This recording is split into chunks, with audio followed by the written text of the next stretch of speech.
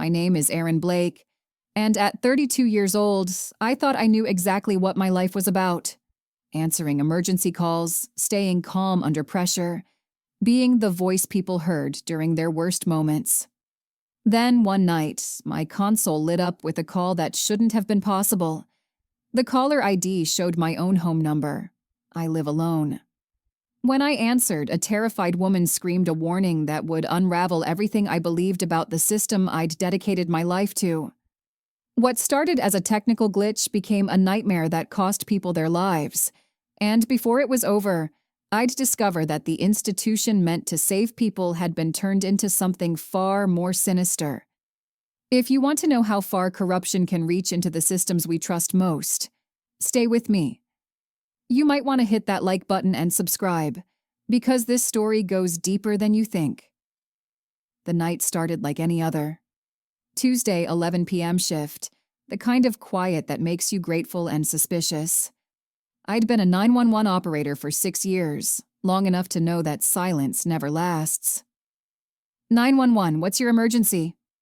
Lost hikers on the Redwood Trail.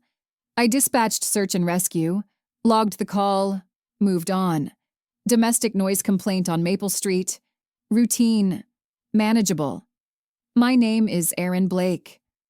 I'm 32, and for 6 years I've been the voice on the other end of people's worst moments. Around midnight, something changed. A strange tone cut through my headset. A faint hum that made my teeth ache.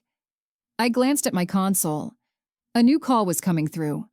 The line connecting before I'd even touched anything. That wasn't normal. Our system required manual acceptance for each call. Then I saw the caller ID, my home number. I stared at the screen, my brain trying to process what I was seeing. I lived alone. My landline barely worked. I kept it only because the building required it. I certainly hadn't called 911 from my own apartment while sitting here at the dispatch center. Database glitch, I muttered, but my hand hesitated over the accept button. I pressed it anyway. 911, what's your... A woman's scream tore through my headset, so loud I ripped it away from my ear. The voice was frantic, gasping, terrified. Don't go home tonight. They're waiting. Static swallowed the words. The line went dead. I sat frozen, my heart hammering against my ribs. The console showed the call had ended. Duration, 11 seconds. I immediately tried calling back, but the line rang endlessly into nothing. You okay? Marcus, my coworker in the next pod, glanced over with concern. You look like you've seen a ghost. I just got a call from my own number, I said, my voice sounding distant even to my own ears. He laughed. Seriously? Probably a spoof. Scammers do that all the time now. Or a crosswire in the system. No, it was... Someone warned me not to go home. Marcus wheeled his chair closer, his expression shifting from amused to curious. Let me see the log. I pulled up, my call history, scrolling to the timestamp. My finger stopped on empty space. The call from 11:52 p.m. simply didn't exist. No record, no entry, nothing between 11:48 and 11:57. That's weird, Marcus admitted, frowning at the screen. Weird. Marcus, that's impossible. Sharon, our night supervisor, appeared behind us, coffee in hand. What's impossible? I explained what happened, trying to keep my voice steady and professional. Sharon listened, then leaned over to examine my screen herself. Probably a loopback, she said after a moment. Rare, but it happens. System routes a test signal wrong, creates an echo. The database sometimes drops them automatically to avoid duplicates. But the voice could have been from another call bleeding through. The digital system's been buggy lately. She squeezed my shoulder. If you're worried, have someone do a welfare check at your place, but I'm sure it's nothing. Nothing. The word felt hollow. As my shift ended at 6 a.m., I sat in my car staring at my phone. Technical glitch, crossed wires, nothing sinister, But I kept hearing that voice, the raw terror. Don't go home tonight. I thought of Mark, my ex-boyfriend, dead 2 years in what police called a break-in. He'd been a cop, sharp and observant. Every call tells you something the surface doesn't, Aaron. You just have to listen. I'd stopped listening after he died. I drove home anyway. My apartment building looked normal in morning light, but my porch light was off. I always left it on. My hand shook slightly as I unlocked the door. Inside, everything seemed fine. The living room was exactly as I'd left it. Dishes in the sink, jacket on the couch, yesterday's mail on the counter. But something felt wrong. The air felt different, disturbed somehow. Then I noticed the window. The living room window was open, just a crack. I never opened that window. It stuck badly, required force. Whiskers, I called out. My cat usually greeted me at the door. Silence. I moved through the apartment, checking each room. Kitchen clear, bathroom clear. When I reached my bedroom, I stopped cold. The door was closed. I never closed my bedroom door. Ever. More than that, it was shut from the inside, the kind of closure that suggested someone had pulled it tight from within. My breath caught. I backed away slowly, pulled out my phone, and dialed my own dispatch center. 911, what's your emergency? This is Aaron Blake, operator 2847. I need units at my address. Possible intruder in my apartment. The response was fast. 2 officers arrived within 8 minutes. I waited outside, arms wrapped around myself despite the mild morning. They swept the apartment room by room, checked closets, looked under beds, inspected the window locks. Place is clear, Officer Daniels reported. No signs of forced entry besides that window, and it could have been open already. You sure you live alone? The question hit me harder than it should have. Yeah, I said, my voice cracking slightly. I'm sure. But as they left and I stood alone in my apartment with all the lights on, I wasn't sure of anything anymore. I didn't sleep. I sat watching the door with a kitchen knife until sunrise. When I returned to work that evening, I checked the call logs again. The gap was still there. No call between 11:48 and 11:57. A 9-minute void. Tom Jacobs was our IT lead. Mid-40s, competent, usually friendly. I found him during break. Tom, can I ask you something technical? He looked up, adjusting his glasses. Shoot. Is it possible for our system to receive a call that doesn't get logged? Like, at all? His expression shifted, became guarded. Why do you ask? I told him about the call, leaving out the specifics about my home number and the warning. Just focused on the missing log entry. No, he said firmly. Every call that connects gets logged. Even dropped calls, even wrong numbers. The system's redundant. 3 backup databases. If you got a call, it's in there somewhere. But it's not. Then you didn't get a call. He turned back to his screen, dismissive. Maybe you imagined it. Long shift, you know? I leaned closer. Tom, I've been doing this for 6 years. I know the difference between a real call and fatigue. Look, Aaron, he said, his voice dropping. The system can't be spoofed internally. It's impossible. If you got a call that's not logged, either there's an explanation you're missing or... He trailed off. Or what? Nothing. Just... let it go, okay? But his nervous tone told me everything. He was lying, or at least not telling me the whole truth. That afternoon, I learned I wasn't the only one. Marcus pulled me aside during shift change. Hey, you remember that weird call thing from last night? Sarah just reported something similar. She got a call from a police number that doesn't exist in our system. Totally fake number, but it connected anyway. My stomach dropped. What did the caller say? Nothing. Just static and breathing. Freaked her out. The issue was spreading. Whatever was happening, it wasn't just about me. I was logging a routine traffic accident when my computer screen flickered. A message box appeared, white text on black. Stop digging. You don't want to end up like him. It vanished before I could screenshot it. I checked my message history. Nothing. I asked IT to pull my activity logs. According to the system, I'd received no internal messages all day. Like him? Like who? Mark? That night, I went home and pulled out the box I'd shoved in my closet 2 years ago. Mark's things. His notebooks, his badge, random papers the police had returned to me after the investigation closed. I'd never had the strength to go through them properly. Now I forced myself. Most of it was mundane.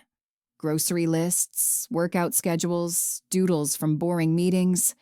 But then I found a small notebook with a black cover, tucked between larger binders. The pages were filled with Mark's handwriting, but these weren't official notes. They were personal observations. Data anomalies in dispatch system, calls rerouted without operator knowledge. Check with Erin about log gaps. She'd notice. Someone's cleaning the databases. But why? My hands trembled as I turned the pages. Mark had been investigating something involving 911 data before his death. The entries stopped 3 days before the break-in that killed him. A knock on my door made me jump. I looked through the peephole. Detective Laura Finch stood in the hallway, her badge visible on her belt. I opened the door slowly. Detective? Miss Blake, do you have a few minutes? Her voice was calm but serious. I'd like to ask you about some unusual activity associated with your work account. I let her in, my mind racing. Laura Finch was a homicide detective, not cybercrime. She settled onto my couch and pulled out a tablet. You filed a possible intruder report yesterday morning, she began. Yes, the officers found nothing. Right. But when I pulled the report, I noticed the responding officers noted you seemed particularly anxious. And your supervisor flagged that you'd reported a phantom call the night before. She looked up. I also noticed you were listed as Mark Brennan's emergency contact, the officer who died 2 years ago. My throat tightened. We were together. What does Mark have to do with this? Maybe nothing. But his case was never fully closed. There were irregularities. She hesitated. Ms. Blake, have you experienced any other unusual incidents recently? Anything that made you feel unsafe? I wanted to trust her. I wanted to tell her everything. But something held me back. Just the phantom call, I said carefully. Probably a glitch. She nodded slowly, like she didn't quite believe me. If anything else happens, call me directly. She handed me her card. Sometimes patterns emerge that aren't obvious at first. After she left, I returned to Mark's notebook. I booted up my old laptop, the personal one I used for backups, not the department-issued computer. I'd secretly kept copies of my dispatch logs, a habit Mark had taught me. Always have your own record, he'd said. Systems fail. People lie, data doesn't. I ran a recovery program on the backup drive, searching for deleted or corrupted files around the timestamp of my phantom call. It took 20 minutes. Then the program flagged something, a corrupted audio clip. I restored it, hands shaking as I pressed play. My own voice filled the room, distorted but unmistakable. Please, someone's inside my house, please. It cut off. I played it again. And again. I had never made that call. I had never said those words. But that was definitely my voice, logged at 11:52 p.m. the night before, during my shift, when I should have been at the dispatch center, not at home calling for help. Someone had recorded me, or fabricated my voice, or I didn't know. But I was terrified. Over the next few days, I tried to continue normally. Work my shifts. Come home. Ignore the creeping paranoia. But I couldn't shake the feeling that I was being watched. On my drive home Thursday night, I noticed a silver SUV 3 cars behind me. When I turned onto my street, it followed. When I pulled into my parking spot, it idled 2 blocks down, lights on. I sat in my car for 15 minutes, watching my mirrors. The SUV didn't move.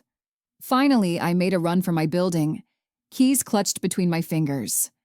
Once inside, I locked every lock and shoved a chair under the door handle. That night, I received a voicemail. No caller ID. I listened to it on speaker, standing in the middle of my living room. Heavy breathing. Then, after 10 seconds, my own recorded greeting from work. 911, what's your emergency? The call ended. I didn't sleep at all that night. By Friday, I'd stopped trusting coincidence. I started mapping everything. Every phantom call report, every operator who'd mentioned database issues, every log gap I could find in the system. A pattern emerged. Every single phantom call correlated to specific dispatchers who'd recently logged formal complaints about database tampering or missing records. 5 dispatchers total, including me. I pulled their personnel files from the shared system. 3 of them had gone on sudden leave in the past month. Extended medical leave, the files said. None had returned. When I tried to access their full HR records, I hit a wall. Confidential. Authorized personnel only. That afternoon, I cornered Tom Jacobs in the parking lot during his smoke break. Tom, I need you to be straight with me. He exhaled smoke, not meeting my eyes. Aaron, I already told you. 3 dispatchers on sudden leave. Phantom calls. Missing logs. You know something. His cigarette trembled. You need to drop this. Why? What's happening to the system? He looked around the empty lot, then stepped closer, voice dropping to barely a whisper. The system's been compromised. Someone inside the department has been routing fake calls to mask illegal data wipes. I don't know who. I don't know why. But people who ask questions end up... He stopped himself. End up what? On medical leave? Dead? I have a family, Aaron. I can't... He dropped his cigarette and crushed it under his boot. Mark found something. A flash drive with an encrypted backup. That's what they were looking for when they broke into his place. My blood went cold. How do you know that? Because he asked me to help him decrypt it 2 days before he died. I said no. I was too scared. Tom's voice cracked. That's why I can't help you now. I can't end up like him. He walked away, leaving me standing alone in the parking lot with the truth I'd been dreading. Mark hadn't died in a random break-in. He'd been murdered. I went home in a daze. A flash drive. Mark had hidden something worth killing for. I tore through my apartment. Where would he hide something he wanted me to find, but not them? My antique desk.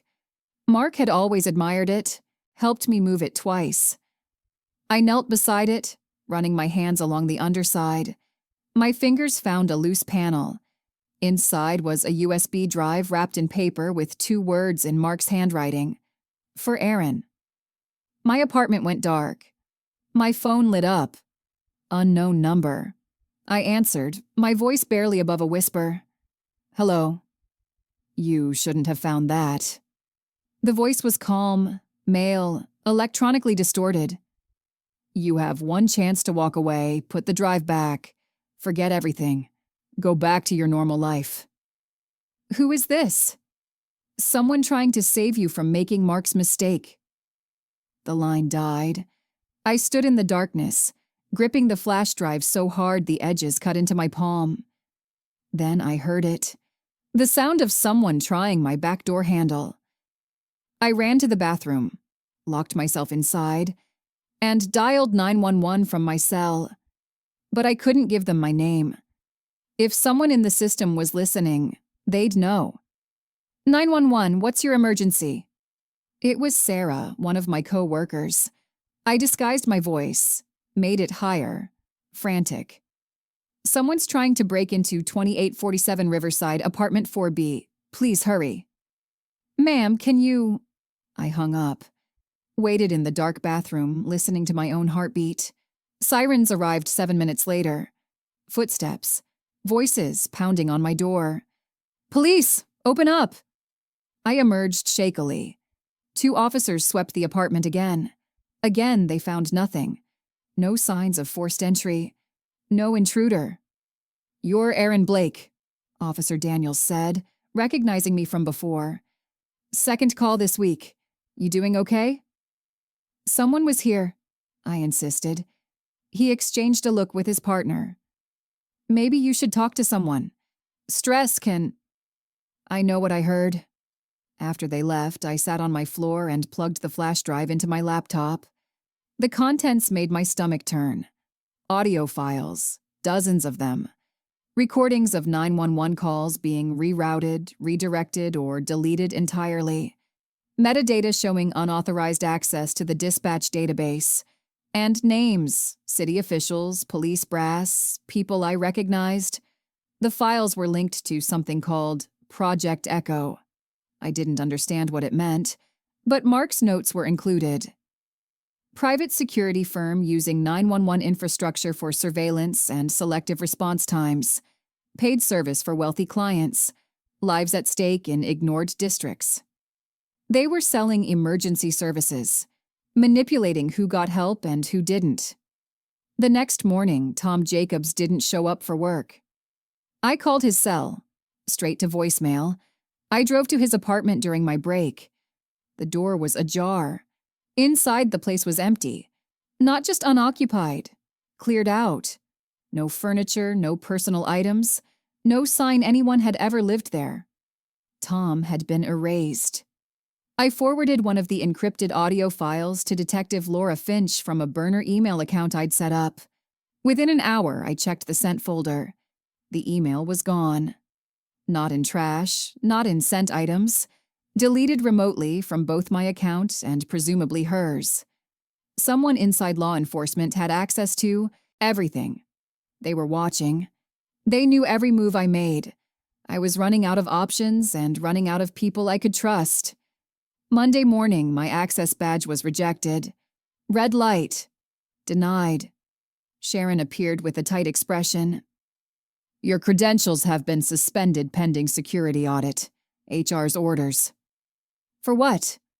They didn't specify. She wouldn't meet my eyes. I was being shut out. At home, I found a burner phone on my doorstep. One message. You're not alone, keep recording. I decided to go public. I contacted Maya Torres, an investigative journalist who'd exposed corruption before. We met at a coffee shop far from my usual haunts. Maya was sharp, mid-30s, with skeptical eyes and a recorder she kept running on the table between us. I've heard whispers about dispatch irregularities, she said after I'd explained what I had. But whispers are all I've got. You're talking about conspiracy at the city level. I need hard proof. I have it. Audio files, metadata, names. Can you get me copies? I'll send them tonight from a secure location. We talked for another 20 minutes, mapping out how to break the story safely. She promised to verify sources independently, to build a case that couldn't be dismissed. As I drove home, I felt a flicker of hope. Maybe this could work. Maybe I could expose them without… My house alarm shrieked as I pulled into my parking spot. The building's security alarm, the piercing wail echoing through the evening.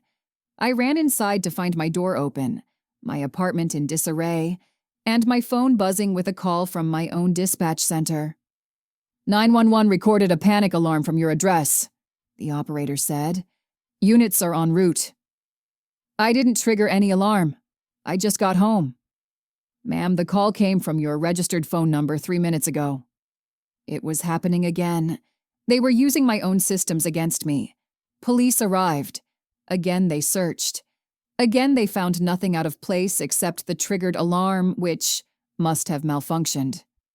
Officer Daniels looked at me with something between concern and suspicion. Ms. Blake, This is the third incident. Maybe you should consider that stress from your job. I'm not imagining this. My voice rose, cracking with frustration. He backed off, hands raised. I'm just saying, there are resources available. Counseling, medical leave. After they left, I broke down. I sat on my floor and cried, the weight of it all crushing me. The system I'd dedicated my life to, the institution I'd trusted, was now being weaponized against me. Every tool meant to protect people was being turned into a weapon. The next day, Detective Laura Finch showed up at my door with a folder in hand. She looked uncomfortable. "I wasn't supposed to show you this," she said quietly, stepping inside. "But I think you deserve to know what you're up against." She spread papers across my coffee table, printouts of erased 911 reports, each one marked with coded notations I didn't understand. Then she laid down one more sheet, a 911 call log from 2 years ago. The date Mark died, a call placed from his address at 11:43 p.m., a full hour before the police said the break-in occurred. The call was logged but marked, "Canceled, no response required." "Someone got that call and didn't send help," Laura said softly. "Someone let him die." My hands shook as I picked up the paper. "Why are you showing me this?" "Because I was told to drop the case. Officially, there's no investigation. But unofficially," she met my eyes, "I believe you, and I think you're in serious danger." Before I could respond, an envelope was slid under my door. Laura pulled her gun, moving to check the hallway. Empty. Inside the envelope was a formal letter on city letterhead. Notice of suspension. Effective immediately. Reason: mental instability and suspected system tampering. Someone was planting evidence against me, building a case to discredit everything I might say. "They're framing you," Laura said, reading over my shoulder. "I need to hide the flash drive somewhere safe, somewhere they won't think to look." "Where?" I thought of Mark's old locker at the precinct. He'd been a cop long enough to earn a permanent space. After he died, I'd kept paying the rental fee through some bureaucratic oversight. They might have forgotten it existed. "The precinct," I said. "Mark's old locker. It's still registered to him." Laura hesitated. "That's risky. It's the heart of their territory." "Which makes it the last place they'd expect." That night, Laura got me into the precinct using her credentials. We moved quickly through the old locker room in the basement, rarely used since they'd built the new facility upstairs. Mark's locker was in the back corner, number 47, his badge number. I opened it with the key I'd kept on my keychain for 2 years, unable to let go. Inside were his old uniforms, a spare radio, scattered papers. I tucked the flash drive into the lining of his Kevlar vest and closed the locker. "This better work," Laura muttered. We left separately.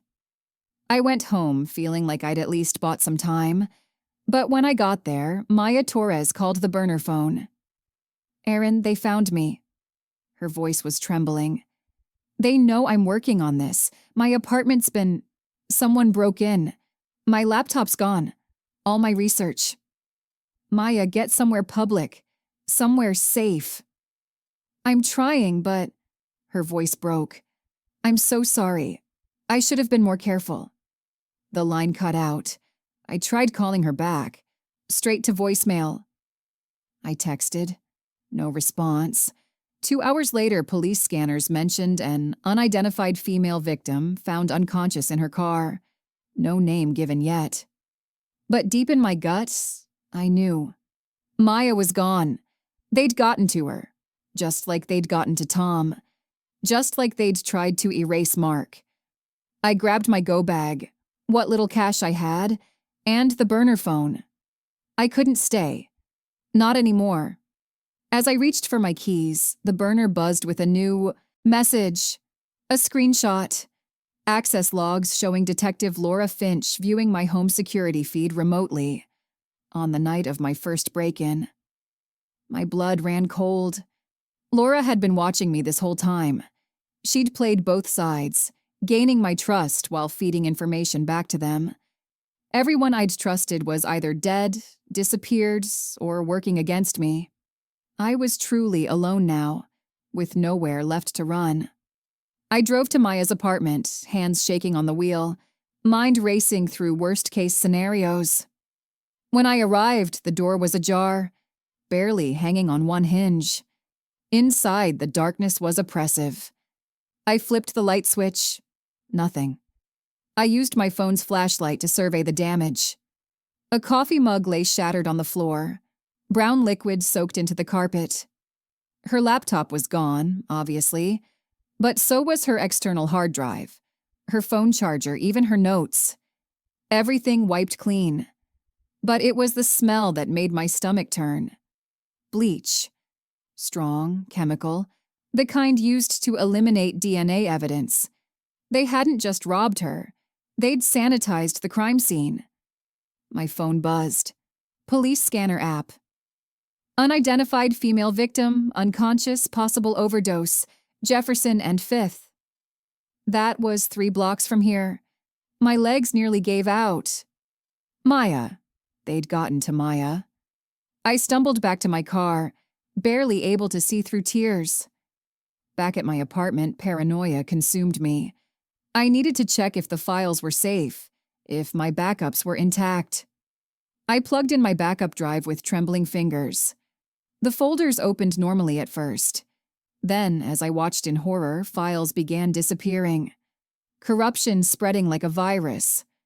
Someone was inside my system, not just monitoring, but actively destroying evidence in real time. I yanked the USB cord so hard it snapped. Then I grabbed the modem and smashed it against the floor.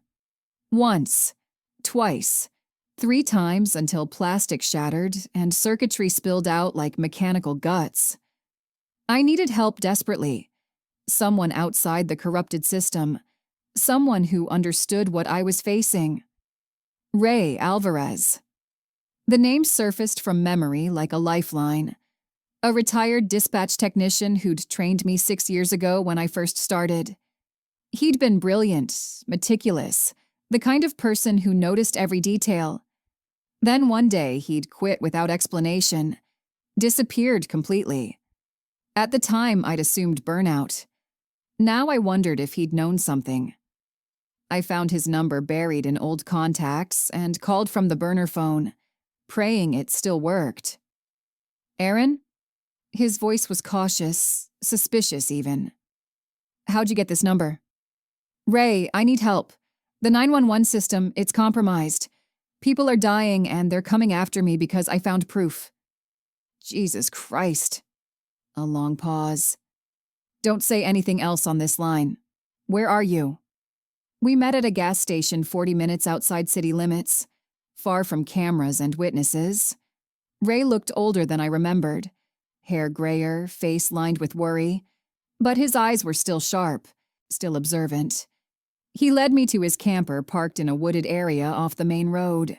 Inside, it was cramped but organized, filled with old computer equipment and stacks of external drives. I quit 5 years ago because I discovered call data tampering, he said, immediately booting up an offline laptop that wasn't connected to any network. Calls being rerouted, response times manipulated, logs altered. When I reported it through proper channels, nothing happened. Then I started getting death threats, anonymous messages telling me to forget what I'd seen. So I did what any rational person would do. I disappeared. But you kept records, I said, seeing the determination in his eyes. Mark's data specifically. Your boyfriend was smart, Aaron. He knew they'd come for his evidence eventually, so he mirrored the entire 911 server database and sent me an encrypted backup 3 days before he died. I've been sitting on it ever since. Too scared to act. Too guilty to destroy it. He pulled up files, screens full of code and audio recordings. But if you're ready to fight this, I'll help. I owe Mark that much. I owe you that much. The files revealed everything, and it was worse than I'd imagined. Project Echo, a private security firm that had somehow secured municipal contracts to optimize emergency response efficiency. What that really meant was turning 911 into a tiered service. Wealthy neighborhoods paid premium rates through their HOAs and community associations for priority dispatch. Their calls got answered first, units arrived faster, better equipment was allocated. Meanwhile, poor districts were deliberately deprioritized. Their calls were rerouted through additional verification steps, marked as low urgency by default, or sometimes delayed until higher-paying areas were served first. Ray showed me the death toll. An elderly woman in the project suffering a heart attack. Her call delayed 43 minutes while units were diverted to a false alarm at a suburban mansion. She died before help arrived. A 10-year-old boy shot in gang crossfire. Ambulance took 37 minutes because resources were allocated to a minor fender bender in a wealthy district. He bled out in his mother's arms. There were dozens of cases. Maybe hundreds. People had died not because of insufficient resources, but because someone had decided their lives weren't worth as much as people who could pay. I felt sick, physically ill. This was the system I'd dedicated my life to, the institution I'd believed in, and it had been corrupted into a pay-to-survive scheme. "We need to get this to media," I said, voice shaking with rage. "I tried." Ray's expression was grim. "Contacted 3 different journalists over the past 2 years. 2 emails bounced, accounts deleted or blocked. The 3rd replied within minutes. We know about you. Stop." They control traditional media channels, Aaron. They've got people everywhere. I contacted another journalist anonymously. Same result. They'd locked down traditional media. "Then we broadcast it ourselves," I said. "Live stream it where they can't stop it." Ray nodded slowly.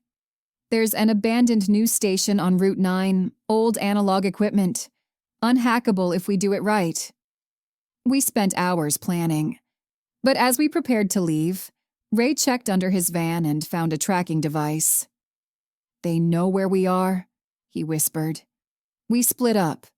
I took the laptop with the backup files. Ray would create a diversion, lead them away while I got to the broadcast station. I was driving a back road when the silver SUV appeared in my mirror. It accelerated, ramming my bumper. I swerved, fought for control. The SUV hit me again, harder. My car skidded off the road into a ditch. I scrambled out, bruised but mobile, and ran into the woods. Behind me, I heard car doors slam, voices shouting. I recorded the SUV's license plate with my phone camera before disappearing into the trees. Hours later, hiding in an abandoned barn, Ray texted me an image. Badge records showing Detective Laura Finch had accessed my home security feed the night of my first break-in. She'd been watching from the beginning. Then another message. "They arrested me, charged with cybercrime. Everything's pinned on me now. Get the data out, Aaron, finish this." My hands trembled. Ray was in custody because of me. I pulled up the voicemail from Maya one last time, listening carefully. In the background, barely audible, I heard Laura's voice. "Delete everything." Laura had been there when they took Maya. She'd been part of it all along. I confronted Laura the next morning before dawn in the station parking lot, approaching her car silently before she even noticed I was there. When she looked up and saw me standing by her window, she went pale. "I know what you did," I said, my voice cold and controlled despite the fury burning inside me. She froze for a long moment, hand still on her keys. Then she slowly stepped out of the car, hands visible, movements careful. "Aaron, you don't understand the situation." "I understand perfectly. You've been feeding them information this entire time. You accessed my home security system the night of my break-in. You were there when they took Maya. I heard your voice on her recording telling them to delete everything. You've been playing both sides. Listen to me carefully." Her voice was urgent, almost desperate. "I am under cover. Deep cover. I've been investigating Project Echo from inside the department for 8 months. That audio you heard, yes, I was telling them to delete evidence, but what you didn't hear was me simultaneously backing it up to secure servers. I've been documenting everything, building an airtight case. Prove it. She reached slowly into her jacket, pulled out a small recording device. I've been wearing a wire for months. Every meeting, every conversation, it's all here. But I need your help.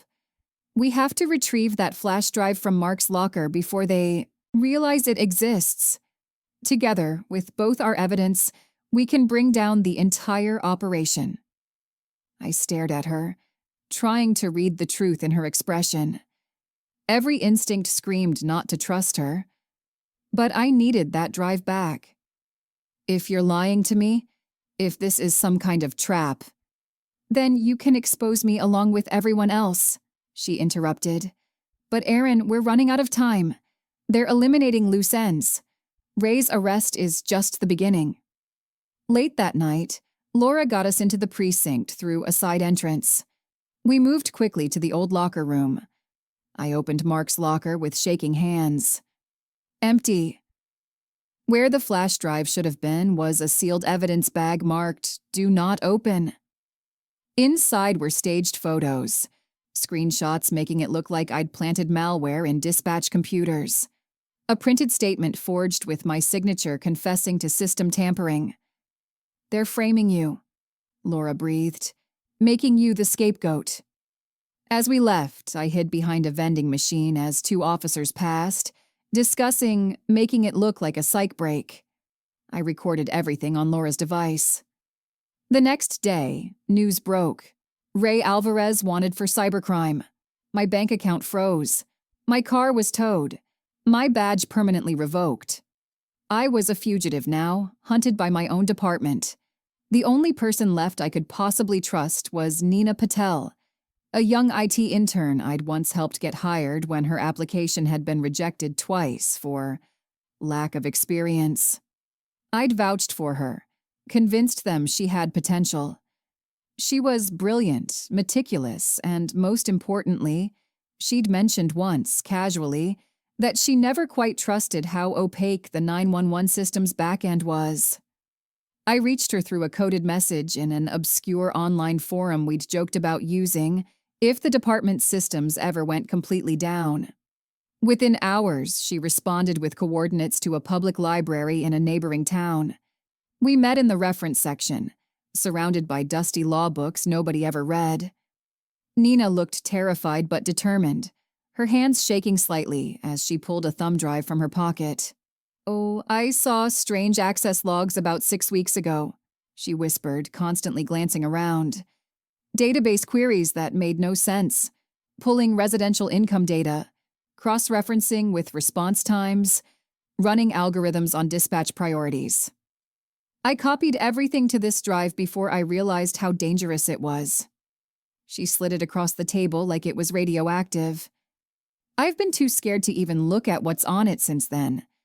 But when I saw the news about you being wanted, about Ray's arrest, I knew you were fighting something real. "Nina, if they find out you helped me, I know the risks." Her jaw set with surprising firmness. "But I didn't get into IT to help people game the system. I got into it to make sure systems work for everyone fairly." Together, we spent 3 hours in a private study room, decrypting and analyzing the files. The logs proved everything. Project Echo's algorithms systematically rerouted emergency calls away from poor districts to prioritize wealthy neighborhoods paying premium subscription fees through shell companies disguised as community safety initiatives. The data was damning. Response time differentials, mortality rate increases in low-income areas, email chains discussing acceptable casualty rates, and revenue optimization through selective service allocation. Nina's face grew pale as we scrolled through the evidence. "They used 911 as a business," she said, voice hollow with shock. "They literally decided who lived and who died based on zip codes and income brackets. And we're going to make them answer their own call," I replied. The abandoned news station on Route 9 was a relic from another era. Analog equipment, physical switches, technology so old, it predated modern hacking techniques. That's exactly why we chose it. Nina and I spent 2 full days preparing.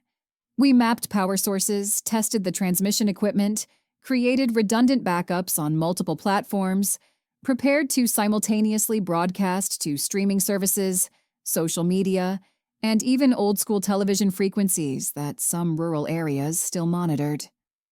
Once we start this broadcast, they'll mobilize everything to stop us, Nina said as she soldered connections on the primary transmitter. Her voice was steady despite the fear in her eyes. SWAT teams, probably. Maybe worse. I know. I set up the camera, checking angles and lighting. But if we don't do this, more people die. More families lose someone because their zip code wasn't profitable enough. My burner phone rang. Laura's number. The station is already under surveillance, she said without preamble. I'm monitoring their channels. They've had units watching for the past 12 hours. Whatever you're planning, they know. Then why haven't they moved in? Because they're waiting to see who else shows up. They want everyone involved. Aaron, I can get you out now before this goes any further. I'm not running anymore, I said firmly. We're broadcasting tonight. Then let me help. Give me 2 hours to position myself where I can cover your exit. Laura, if you're really on our side, then make sure Ray gets out alive. They're keeping him as leverage. I paused. I'm including his location in the broadcast. Someone will get to him. She was quiet for a moment. Send me the coordinates. I'll go myself. We powered up the transmitter at exactly midnight. Nina started the upload sequence while I positioned myself in front of the camera, holding up the first document. An email chain discussing revenue per prevented death and acceptable response delay thresholds. My name is Aaron Blake, I said directly to the camera, my voice carrying the weight of everything I'd lost. I'm a 911 operator. For 6 years, I believed I was helping save lives. Then I discovered that the system I trusted had been turned into a business. Project Echo, a private company contracted by city officials, has been manipulating emergency responses based on who can pay premium rates. People have died. Children, elderly, sick people who needed help. They died not because help wasn't available, but because they lived in the wrong neighborhoods. I held up document after document. Audio files played. 911 calls being rerouted, dispatchers being told to delay responses, executives celebrating revenue increases. Sirens approached within 7 minutes, faster than I'd expected. Keep it running, I shouted to Nina as tactical lights flooded the building exterior. Heavy footsteps pounded up the stairs. The doors burst open. 10 officers, full tactical gear, weapons drawn. Leading them was Chief Morrison himself. His face was red with fury, veins bulging in his neck. Turn that transmission off right now. It's already out there, I said, checking the upload counter. 67%. Thousands of people are watching live. Laura entered moments later, gun drawn. For one terrible heartbeat, I thought she'd betrayed us after all. Then she aimed her weapon at Morrison instead. This is over, sir. Her voice was cold, professional, the voice of a cop doing her duty. I've been recording everything for 8 months as part of an internal affairs investigation. The district attorney has copies of all my evidence as of 1 hour ago. You're done. Morrison moved fast for a man his size. He lunged for the transmitter, trying to rip cables loose. Laura fired a warning shot into the ceiling. Plaster rained down. But the upload counter showed 83% complete. The files were already spreading across the internet, copied and reshared faster than they could be suppressed. Nina grabbed the thumb drive and ran, disappearing through a back exit before anyone could stop her. Morrison grabbed me, slamming me against the wall. You destroyed everything. Years of work, billions in contracts. You mean your monopoly on help, I said, voice shaking but clear. You decided who deserved to live based on who could pay. More officers arrived, but this time federal agents. They separated Morrison from me, handcuffs clicking. Aaron Blake, one agent asked. We've been investigating Project Echo for 6 months. Your broadcast just gave us everything we needed. I collapsed outside the building, watching police cars swarm their own headquarters. Through my phone screen, I saw the files trending nationally. Project Echo, 911 corruption. Blake whistleblower. Someone had finally answered the call. 3 weeks later, the fallout was still spreading. Multiple city officials indicted. The entire Emergency Operations Board suspended pending federal review. Project Echo's corporate officers arrested. I visited Ray in the hospital. They'd found him at the coordinates I'd broadcast, alive but badly beaten. You finished what Mark started, he said, gripping my hand. We finished it. Together. Maya's name resurfaced in the leaked files, her unpublished article found among the documents. I arranged with her editor to have it printed posthumously, under both our bylines. She deserved to be remembered not as a victim, but as a journalist who'd tried to expose the truth. The department offered to reinstate me with full honors and back pay. I stood in the director's office, looking at the badge on the desk between us. No, I said simply. I can't listen to people scream for help in a system I don't trust anymore. We're rebuilding from the ground up. We need people like you. You need accountability. Transparency, that's what I'll work on, but not from inside. Nina joined a cybersecurity watchdog group, using the Project Echo leak as their foundation case. They asked me to be an advisor. I accepted. Laura resigned from the force, choosing to testify publicly despite threats. We met for coffee one afternoon. I lied to survive, she admitted, but you fought to change it. That took more courage. You could have walked away. You didn't. Neither did you. We weren't friends exactly, but we understood each other. I returned to my apartment. New locks, new cat. I'd found whiskers at a neighbor's. Same phone number. I sat by the window in silence as city sirens echoed faintly outside. The sounds used to comfort me, remind me I was part of something important. Now they just reminded me how broken the system had been.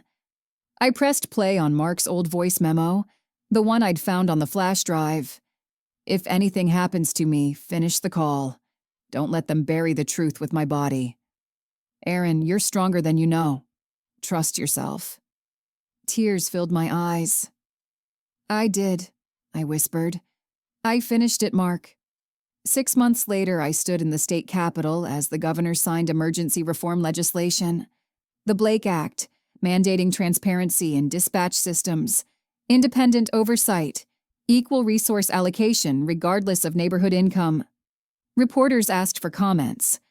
I kept it brief. Emergency services aren't a commodity. They're a right. No one should have to pay extra to be saved.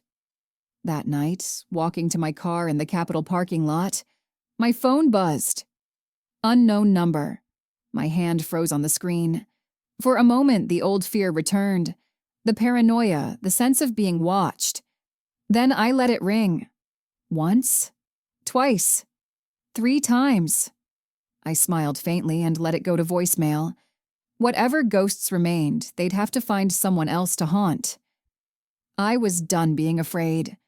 I drove home through the city, past the neighborhoods where Project Echo had decided who lived and who died, past the dispatch center where I'd spent 6 years believing I was helping people. The building looked different now. Smaller, less imposing. Just a building. At home, I found a package on my doorstep. No return address. Inside was a flash drive with a note. For the next fight. N. Nina. Always prepared. I smiled and tucked it in my desk drawer. Not hidden, just safe. Because I knew now that there would always be another fight. Another system that needed exposing. Another truth buried beneath layers of bureaucracy and corruption. But that was a problem for tomorrow. Tonight I made tea, sat on my couch with my new cat purring beside me, and watched the late news. They were still talking about Project Echo, about the reforms, about the lives saved because someone had finally asked the right questions. My phone stayed silent on the coffee table, and for the first time in 2 years, I slept through the night without nightmares. I dreamed of Mark instead, not the way he died, but the way he lived. Curious, relentless, convinced that truth mattered even when it was dangerous to pursue it. In the dream, he smiled at me and said, "You did good, Aaron. You did good." When I woke up, sunlight was streaming through my windows. A new day, a new chance to get it right. I made coffee, checked the news. More Project Echo arrests, the investigation was spreading to other cities, and answered emails from the watchdog group about testimony I was scheduled to give next week. Then I opened my laptop and started writing. Not a report or a statement. A story. My story. Everything that had happened from that first impossible call to this moment. Because Mark had been right about one thing. Every call tells you something the surface doesn't. And this was a call that needed to be heard. 3 hours later, I hit send, emailing the manuscript to a publisher Nina had connected me with. The subject line: "I'm a 911 operator. Last night I got a call from my own number. I live alone." My story. Our story. A warning and a testament. The phone rang, this time a number I recognized. The Watchdog Group. "Aaron, we just got word that 2 more cities are launching investigations based on your testimony. They think Project Echo had franchises." I closed my eyes, took a breath. "How can I help?" "Same thing you've been doing. Tell the truth. Don't stop." "I won't," I promised, and I meant it. Because I'd learned something important in the darkness of those terrifying weeks. Silence protects the guilty. Truth protects the innocent. And sometimes the scariest thing you can do is answer the call that everyone else is afraid to take. I'd answered mine, and I'd survived. More than survived, I'd won. Not just for me, or Mark, or Maya, or Ray, but for every person who'd ever dialed 911 and prayed someone would care enough to help. Every person who'd been ignored, deprioritized, erased. Their calls mattered. Their lives mattered. And now, finally, someone was listening. I walked out into the afternoon sunlight, feeling lighter than I had in years. My car was parked on the street. My cat was fed. My rent was paid with money from the book advance. I was free. As I reached my car, my phone buzzed one more time. Unknown number. I looked at it for a long moment. Then I answered. "Hello?" Silence. Then a woman's voice, shaking and desperate. "Please, I need help. No one's coming. They said my neighborhood isn't priority." "Give me your address," I said, already pulling up Nina's emergency contact list. "We'll get someone to you. I promise." Because Project Echo was dead. But the people who needed help were still out there. And this time, someone was going to answer. "Thank you," the woman sobbed. "Thank you so much." I stayed on the line with her until I confirmed help was coming. When I hung up, I realized my hands weren't shaking anymore. I wasn't a 911 operator anymore. I was something different now. Something better. I was someone who'd looked into the darkness and decided to turn on the light. And that made all the difference. If this story made you think twice about the systems we take for granted, hit that like button and subscribe for more true stories about ordinary people who refused to stay silent when it mattered most.